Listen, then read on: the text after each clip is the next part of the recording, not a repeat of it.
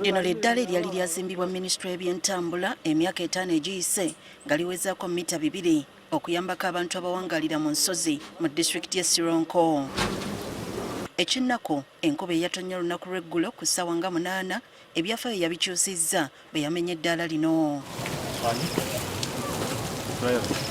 Olwazi olwavudde kasozi ka Butadiga terwakomye kumenya ddaala wabula lwayonoonye n'ebirime okuli ebitooke, emmwanyi n'ebirala.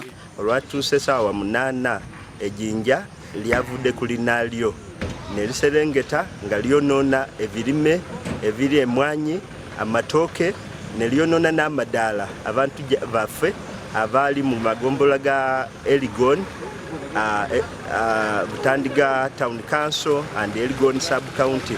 Yavanga bakosezwa nnyo. Tujja gundi ezente kati bikoze iki omuddo gwaffe byonna biwaddewo, amatoke tubadde tutemamu ne tulya byonna biwaddewo. Ekirungi tewali muntu yenna oba nnyumba yonooneddwa. Mu kiseera kino abantu okuva mu ggombolola 5 basaliddwako mu byentambula. Mu magombolola ga Bugitiimwa gasangibwa Bumasiifa, gasangibwa Lejenya, gasangibwa Bukyabo. Kati balina kwekoloobya mu lugendo lwa kyenkala ssaawa 3 okutuuka gye balaga. You can move like 3 or 5 kilometers, and then you turn to Narugugu. But initially, when this has our shortcut. But you can go up to Gabaji in Bulambuli sub-county, or you go up to Chirombe, which is a bit far. How many kilometers? Like 3 to 5 kilometers. Ekibeera liikiriza y'enkuba erabika ng'ekyatonnya kati aw'okudda tebamanyiiwo kubanga ne wiiki ewedde enkuba yakosa abantu okuva mu maka 10.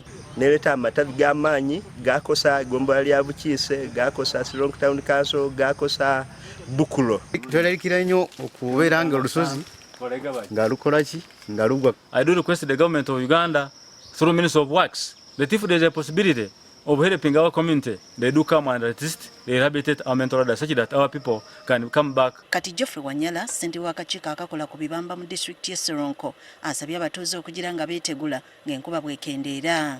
Ababeera abasula mu nsozi eyo ng'aba Bugitiimwa, Masavaaze, Suuyi, Gombe Gasawa, Legenya, Bukyabo, Butandiga, Bukiise babeere nga bavaayo mu bitundu ebyo bafuneko omuvuddamu mu mikwano gyabwe ab'ekika. Agambye nti bwe bunaazibira olunaku lw'enkya nga bamaliriza okuwandiikira ofiisi ya Ssaabaminisita bayambibwe. Kati nsaba gavumenti kuyita mu ofiisi ya Prime Minister ebeere nga etuddukirira ezeewa amadaala gano abantu baffe embeera y'okukola emirimu ey'okutambula edde nga bulijjo. Ng'oggyeko Sironko, eddaala lino libadde likozesebwa n'abantu okuva mu disitulikiti y'e Bulambuli.